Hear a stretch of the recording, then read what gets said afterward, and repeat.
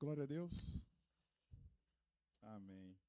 Abra sua Bíblia em Salmos, livro de Salmos. Nós vamos ler o Salmo, vamos estudar o Salmo 125.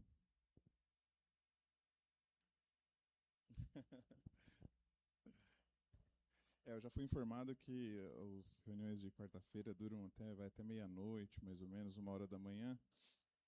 Então eu estou bem tranquilo. Amém? Ninguém falou amém.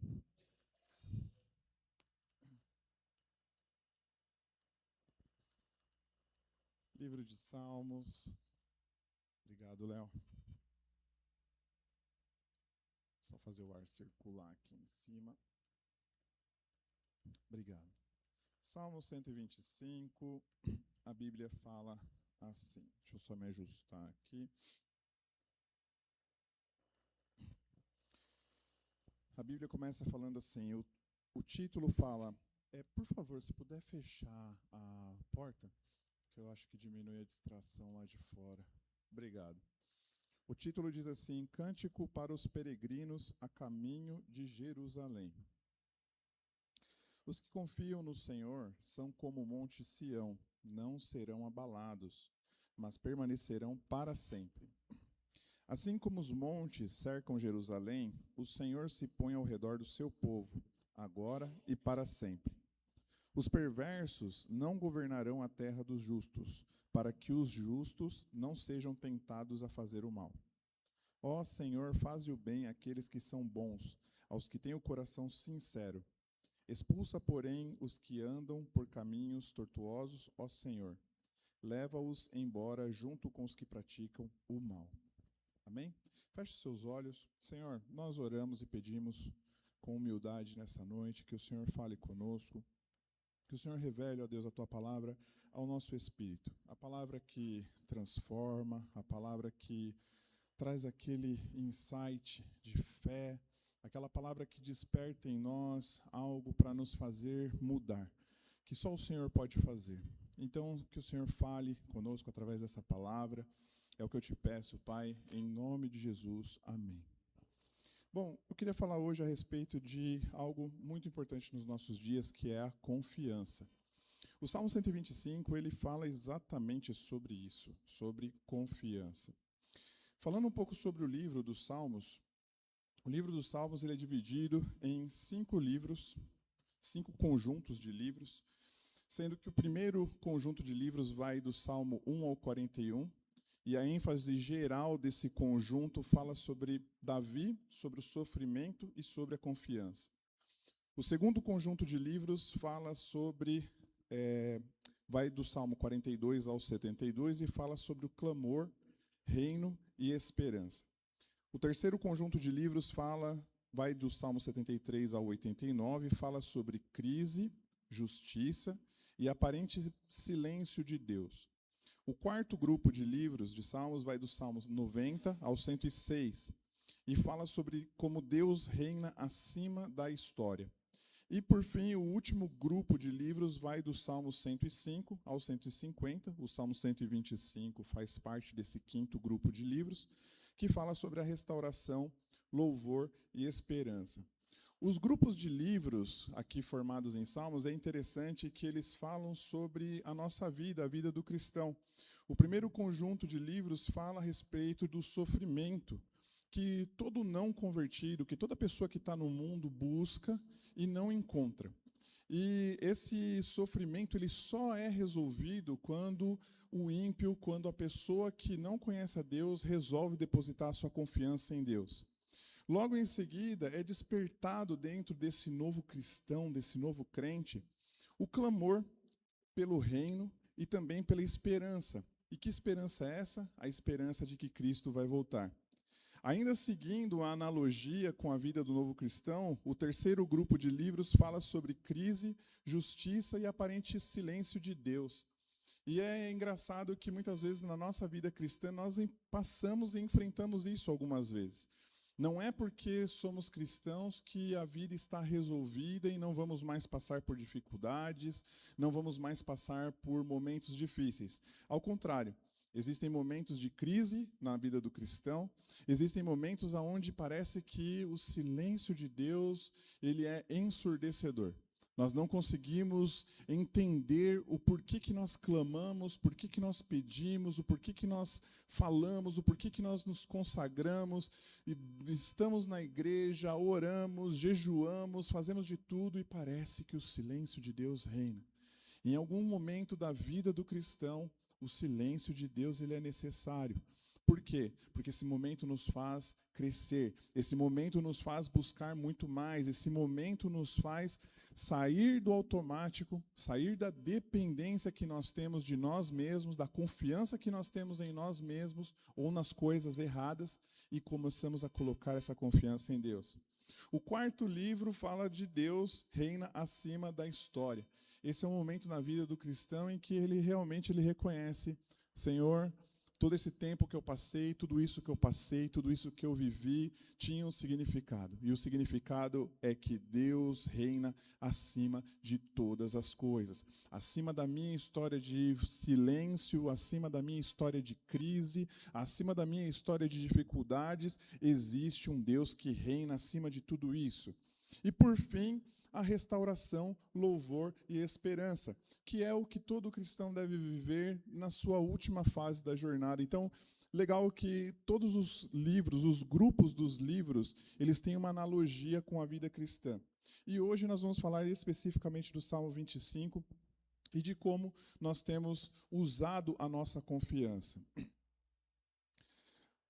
O Salmo 125, especificamente, cada grupo de salmos, ele foi escrito por um escritor diferente. O Salmo 125, é engraçado que ele não tem, por definição, um autor.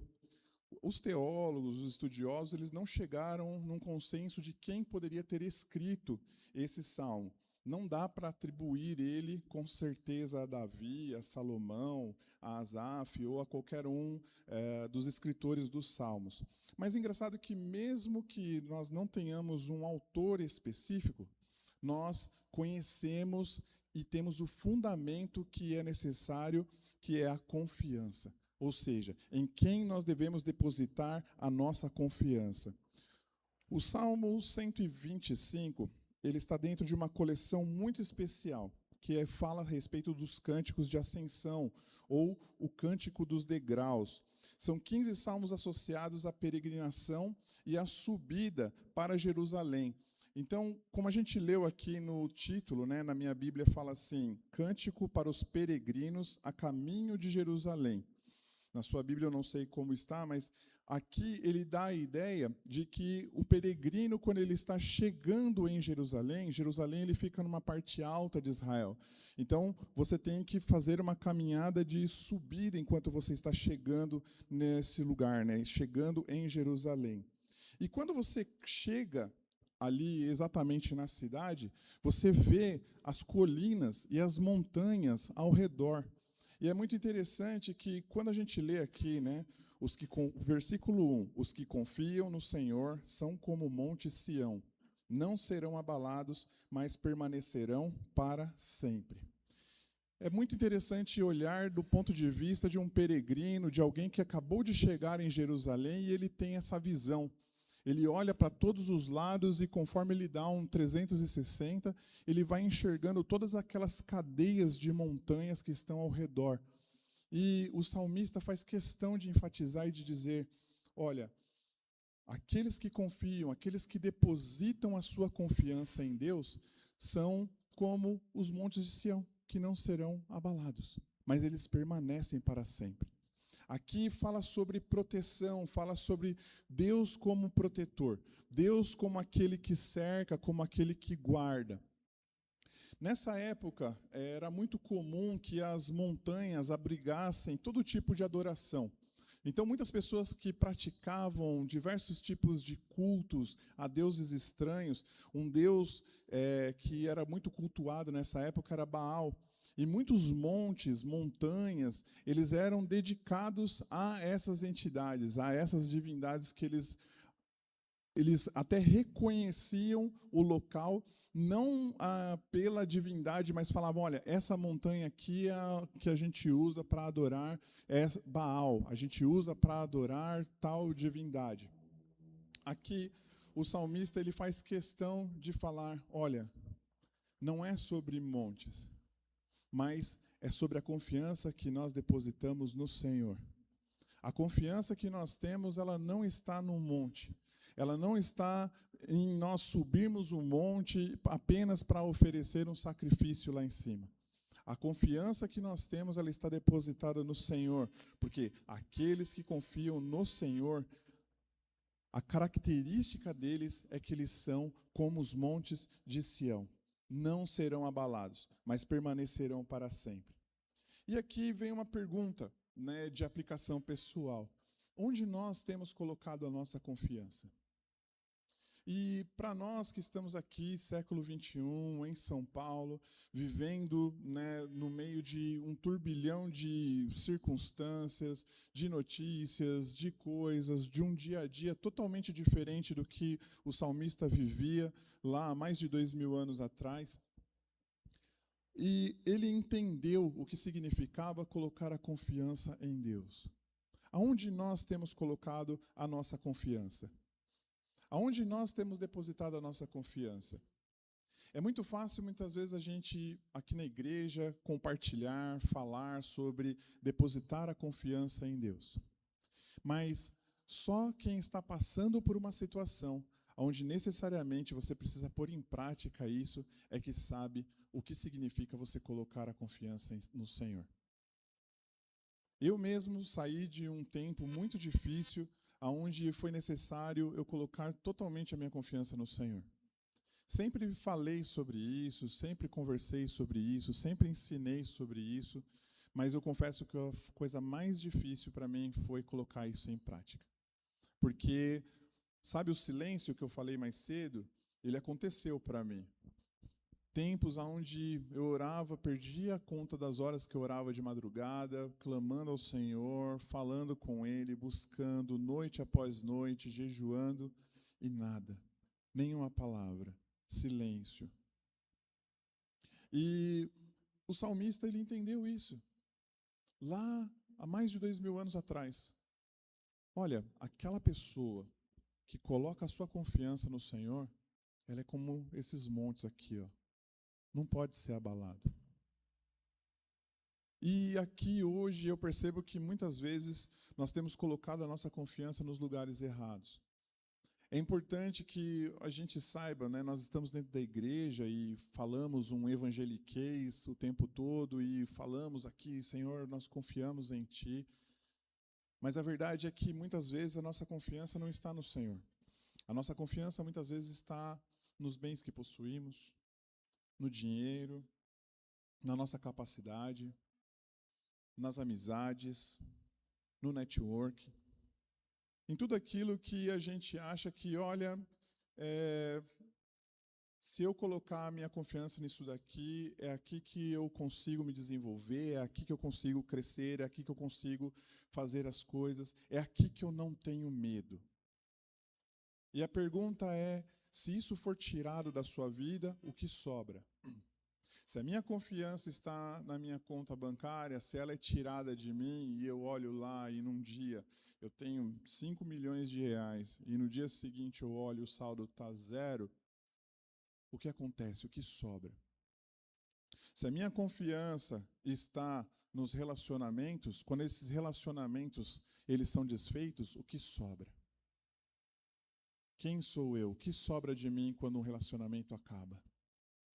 Se a minha confiança está depositada nos bens materiais, está depositada numa casa, num carro, se isso é tirado de mim, o que sobra? Quem sou eu depois disso? Esse salmo fala muito a respeito de como nós devemos viver a nossa vida nesses dias, de como nós devemos interpretar a nossa vida durante esses dias. Porque todos os dias você é convidado a colocar a sua confiança em alguma coisa. A internet vai te mostrar diversos lugares aonde você deve colocar a sua confiança. O mundo quer te mostrar diversos lugares aonde você deve colocar a sua confiança. Mas apenas um lugar é necessário você colocar a sua confiança, que é no Senhor. É nele que você deve confiar. E é tão difícil, às vezes, nós confiarmos naquilo que não vemos. É tão difícil, às vezes, depositarmos a nossa confiança em alguém que efetivamente nós não enxergamos. É mais fácil nós acreditarmos, nós estamos sendo muitas vezes moldados por esse mundo a acreditarmos naquilo que podemos tocar, naquilo que podemos ver, naquilo que podemos sentir. Se podemos tocar, se podemos ver, se podemos sentir, então é real. É aí que eu devo colocar a minha confiança. E o salmista, ele nos faz um convite totalmente diferente. Ele nos fala, olha, nós precisamos colocar a nossa confiança no Senhor. Porque ainda que esse mundo seja abalado, ainda que esse mundo seja instável, aquele que confia no Senhor vai permanecer estável. A promessa não é de que não haverá problemas, não haverá crise, não haverá instabilidade. A promessa é de que aqueles que confiam no Senhor, eles não são abalados. Em quem você está confiando? Quem deposita a sua confiança no Senhor, ele pode atravessar um mundo instável, sem se tornar uma pessoa instável. Versículo 1 fala: os que confiam no Senhor são como o monte Sião, que não se abala. Observe que ele não diz os que confiam no Senhor nunca terão problemas. Também não diz os que confiam no Senhor nunca serão atacados. Ele diz não se abala. Isso é completamente diferente, porque o problema não é existir tempestade. A questão é o que acontece quando ela chega. Como nós respondemos quando a tempestade chega. O problema ele começa quando aquilo que deveria ser um instrumento, ou seja, a confiança que nós depositamos às vezes no dinheiro, no trabalho, nos relacionamentos, tudo isso são instrumentos que Deus usa na nossa vida para nos abençoar, para nos conectar, para nos levar a lugares, para fazer de nós coisas diferentes. O problema é que muitas vezes nós usamos os instrumentos que Deus usa, nós colocamos tanta confiança nisso, que na verdade isso passa a ser um fundamento. E não é isso que Deus quer. É lógico que é importante você administrar bem a sua vida, administrar bem os recursos que vêm à sua mão. É lógico que é importante nós termos uma vida saudável. É lógico que é importante você não viver uma vida ao Deus dará, como diz o mundo. Eu já vi muitas vezes pessoas criticando, seguros. Ah, mas eu não faço seguro, seguro não presta para nada, é só um dinheiro jogado fora. O seguro ele é uma proteção. Num tempo de crise, você não fica sem um bem. Muita gente passa apertos difíceis porque muitas vezes faltou um seguro. É só perguntar para quem teve um carro levado embora e não tinha o seguro, o que ele pensa sobre isso. Principalmente quando você está no início de um pagamento de uma parcela ou alguma coisa do tipo. Não transforme o fundamento em instrumento. Não transforme o instrumento em fundamento. Nós precisamos ser organizados com relação à nossa vida, mas a nossa confiança não pode estar nisso. A nossa confiança tem que estar no Senhor. Aquilo em que você coloca a sua confiança vai determinar aquilo que acontece com você quando aquilo é abalado. Então, se a minha confiança está no dinheiro e o dinheiro acaba, eu desmorono. O mesmo acontece se a sua posição profissional ela é tirada, a pessoa desmorona. Mas se a nossa confiança ela está no Senhor, tudo pode cair, tudo pode acontecer. Nós vamos permanecer de pé. Amém? Vamos continuar aqui. Por que o Monte Sião? Aqui existe uma riqueza cultural a respeito do Monte Sião. Monte pode parecer até uma paisagem apenas, mas para o antigo israelita, montes tinham enorme importância, tanto religiosa quanto simbólica. E aqui a virada do Salmo é que o mundo antigo ele dizia: procure poder no monte, onde Deus, um Deus com D minúsculo, habita. O salmista, ele nos convida e ele diz: não coloque sua confiança no monte, coloque sua confiança no Senhor. Aquele que coloca a sua confiança no Senhor será como esses montes aqui que não são abalados. Como os montes, aqui no versículo 2, a Bíblia diz assim, acompanhe comigo. Assim como os montes cercam Jerusalém, o Senhor se põe ao redor do seu povo, agora e para sempre. Vamos ficar aqui com essa parte do versículo. Assim como os montes cercam Jerusalém, como os montes estão ao redor de Jerusalém. Aqui o salmista o salmo ele fica ainda mais interessante porque ele está usando uma geografia real. Jerusalém ela está localizada numa região montanhosa e possui elevações ao seu redor. O Monte das Oliveiras, por exemplo, ele fica a leste, além do Vale do Cedron. A própria configuração do terreno ali dava à cidade uma sensação natural de proteção. Então, o peregrino chegando ali em Jerusalém, ele olha aquelas montanhas ao redor e ele pensa: assim como essas montanhas estão ao redor da cidade, aí vem a comparação. Assim o Senhor está ao redor do seu povo. E isso é poderoso demais, porque o salmista ele não diz simplesmente que Deus ele está perto. Ele diz: Deus está ao redor. E aqui existe uma imagem de proteção completa. Você pode não saber o que está acontecendo ao seu redor, mas sabe quem está ao seu redor. Muitas vezes na nossa vida nós passamos por diversos tipos de dificuldades, de circunstâncias contrárias. E é difícil muitas vezes nós interpretarmos o que isso significa. Se é algo que vem da parte do Senhor, se é algo que vem da parte do inimigo para nos atacar. É importante dizer que, eu estava até conversando isso com o Fernando essa semana, sobre a falta de maturidade que às vezes existe para interpretarmos corretamente aquilo que acontece nas nossas vidas, as circunstâncias que acontecem conosco. Porque nós adotamos um costume de achar que se tudo vai bem, se o barco está andando, se está tudo ótimo, então tudo isso vem do Senhor. E se as coisas começam a dar errado, se os problemas começam a surgir, então isso é algo do inimigo. Isso é algo que o inimigo está colocando. E nem sempre é assim. Na verdade, Jó não teria espaço em muitas igrejas hoje em dia. Talvez muitas igrejas se uniriam aos 3 amigos de Jó para criticá-lo ainda mais e dizer: você que errou, você é pecador. Está vendo? Olha só você, perdeu a família, perdeu os bens, perdeu tudo e continua confiando em Deus. Faz o seguinte, para de confiar em Deus, para de confiar nesse Deus. Na verdade, você tem que olhar para a razão pela qual você está passando por esse problema. Você não tem que passar pelo problema olhando para Deus. Você tem que achar uma solução, achar a razão. E nem sempre nós precisamos achar a razão. Às vezes o Senhor está permitindo que algo aconteça na nossa vida. Não é o inimigo. É a autorização do Senhor. E está tudo bem. Isso vai um pouco contra muita coisa que a gente ouve hoje em dia, de que é só bênçãos, bênçãos, bênçãos, você vai ser abençoado o tempo todo. E isso não explica muitas vezes por que nós vemos irmãos passando por situações terríveis.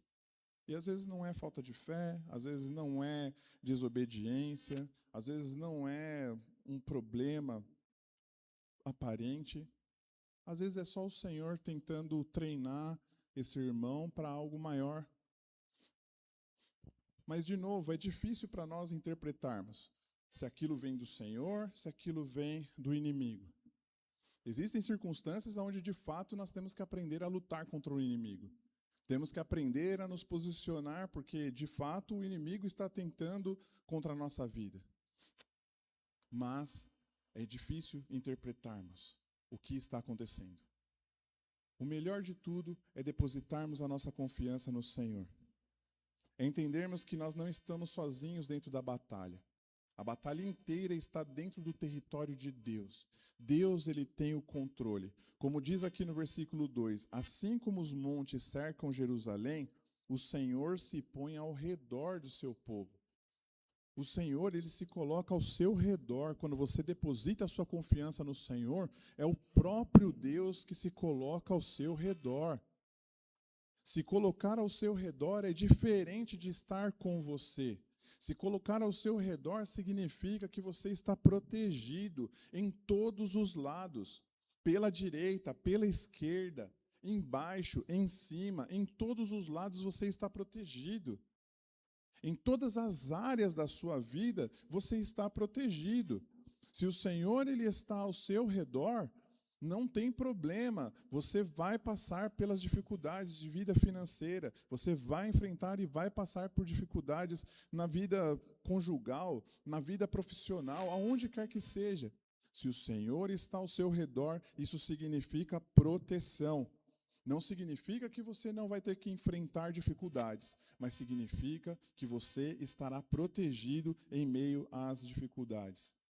O versículo 3 diz assim: os perversos não governarão a terra dos justos, para que os justos não sejam tentados a fazer o mal.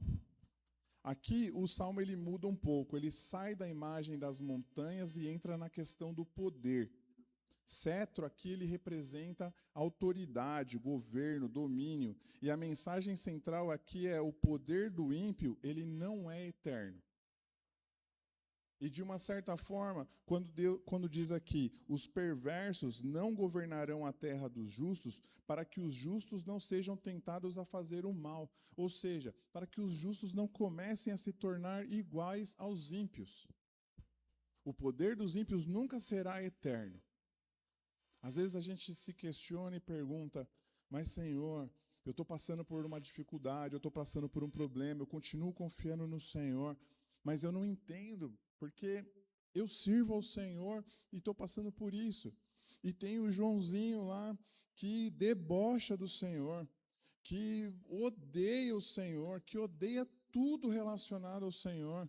E ele vai bem, ele tem saúde, os negócios dele vão bem, ele vive bem, tudo que ele faz parece que sempre é festa. O que está acontecendo? Saiba, o poder do ímpio não é eterno. Conforme o versículo 3, o poder do ímpio ele não se estende eternamente. Justamente para que a gente não copie os ímpios, para que a gente não acabe se tornando ímpio. O salmista aqui ele não promete que o justo nunca sofrerá. Ele está dizendo, o mal não terá domínio definitivo. Mas existe ainda uma parte no versículo 3 que merece muita atenção. Para que o justo não estenda a mão à iniquidade. Ou como diz aqui na minha versão, no versículo 3, para que os justos não sejam tentados a fazer o mal. Isso é muito profundo. Por quê? Porque o perigo não é apenas sofrer nas mãos de um ímpio que tem poder. O problema é isso acontece muito hoje. A pessoa começa sempre dizendo, eu nunca faria isso, e depois, todo mundo faz. Depois, se eu não fizer, alguém vai fazer. E finalmente, é assim que o mundo funciona.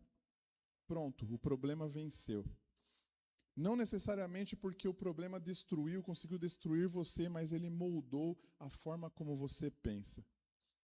Essa pode ser, talvez, um dos maiores perigos que a gente pode enfrentar, de viver em um mundo mau. Não é apenas sofrer o mal, é permitir que o mal nos ensine a ser maus.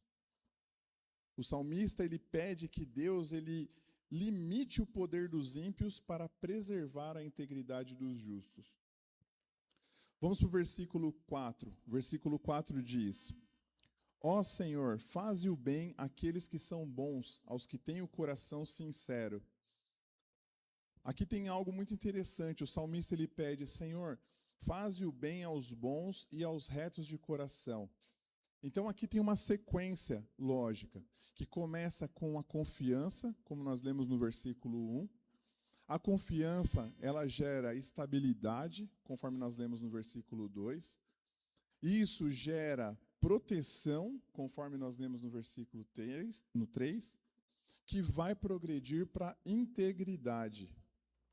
Ou seja, isso vai produzir retidão. Quem realmente confia em Deus não precisa manipular tudo, não precisa trapacear, não precisa viver uma vida errada, não precisa abandonar os seus princípios para sobreviver. Porque ele acredita, Deus continua sendo Deus, mesmo quando eu não estou no controle. O versículo 5 diz assim: expulsa, porém, os que andam por caminhos tortuosos, ó Senhor. Leva-os embora junto com os que praticam o mal. Que Israel tenha paz. O versículo 5 eu quero me deter aqui na parte caminhos tortuosos. Aqui nós temos outra imagem muito bonita. O salmista ele contrasta um caminho reto com um caminho tortuoso. E a ideia não é só geográfica, é moral. Há pessoas que começam confiando em Deus, começam depositando a sua confiança em Deus, mas em algum momento elas começam a procurar atalhos. Você já viu a pessoa que começa a procurar atalhos na vida? Hoje em dia, quando você acessa a internet, as redes sociais estão cheias de pessoas prometendo atalhos. Atalhos para você enriquecer, atalhos para você resolver o relacionamento. Aperte um botão aqui, você em trabalhar e você vai ganhar tanto dinheiro. Olha, se você está com problema no seu relacionamento, compra esse livro aqui, que tem 5 páginas, e eu ensino como você vai resolver os problemas do seu relacionamento, como você vai resolver os seus problemas profissionais. Está cheio de atalhos. E os atalhos podem não ser só esses, os atalhos podem ser mentira, é um atalho, corrupção, adultério, ganância, vingança, manipulação, desonestidade. O problema do caminho tortuoso é que ele pode parecer mais rápido, mas não necessariamente ele termina onde você pensa. E o Salmo ele termina de maneira surpreendente. Depois de falar sobre confiança, sobre montanhas, sobre proteção, sobre os ímpios, sobre justiça, sobre caminhos tortuosos, ele termina paz sobre Israel. Isso é muito bonito. O objetivo final não é apenas Deus vai me proteger o tempo todo. É Deus vai me conduzir à paz. Não necessariamente uma vida sem problemas, que é o que todo mundo deseja. As pessoas, o mundo anseia por isso, por uma vida sem problemas. Mas isso não existe. Não existe no mundo, não existe dentro da igreja. Mas o que existe é colocarmos a nossa confiança no Senhor, dependermos completamente dEle. E ainda que esse mundo seja totalmente abalado, nós permaneceremos firmes. O mundo, ele está mostrando sinais dia após dia. Esse mundo está sendo abalado. Hoje eu estava trabalhando, estava conversando com o Fernando, a gente viu uma notícia. No Nepal, divisa ali da região com a China, Taiwan, ali naquela região próxima, no Nepal uma inundação enorme devastou a cidade. Pelo menos 100 pessoas já foram consideradas já mortas, fora aquelas que estão desaparecidas. As autoridades estão investigando o motivo real do porquê aconteceu essa inundação repentina. Eu não tinha visto as imagens, eu acho que o Fernando viu na hora. À tarde eu estava olhando o jornal e eu vi as imagens. Irmãos, nem assim, eu já vi isso em filme. É assustador pensar que isso é real, que isso aconteceu e que uma pessoa como eu e você acordou hoje, estava tendo a sua vida normal, estava fazendo as suas coisas normal e no meio do dia foi engolido pela água. A água não era questão de uma água com 2, 3 metros de altura, que eu acho que já é alto pra caramba.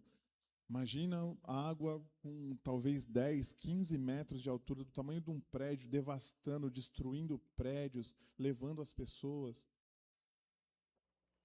O mundo tem dado sinais de que a confiança que nós estamos depositando nele, ele não é confiável.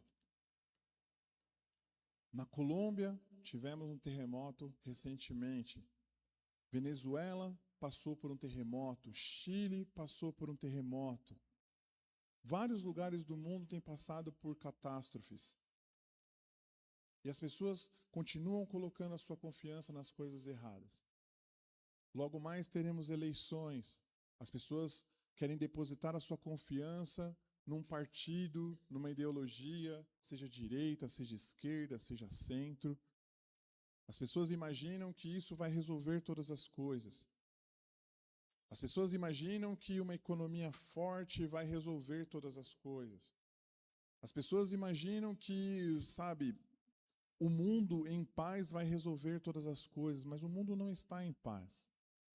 Se você acompanha notícias internacionais, você vai ver o mundo está mais do que nunca está em guerra.